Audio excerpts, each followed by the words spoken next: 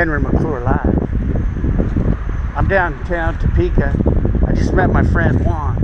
Hey, how you doing? Good, how are you? Hey, so thank you for what you're doing and try to create awareness for the seatbelt law. What are your personal views? I think everyone should wear a seatbelt. I personally put my seatbelt on as soon as I get in the car, whether I'm passenger or driving.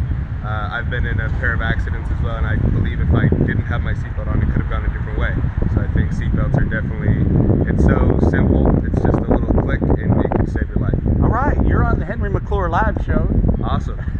So I'm going to tweet you out. I've got 16,500 members on Twitter, followers. Awesome. And but hey, what a nice young man. He interviewed me, so I'm going to give him a little bit about what's it about. Yeah, awesome. Right, Appreciate enjoy that. your day. Have a good You summer. too. All right, thanks. Henry McClure Live.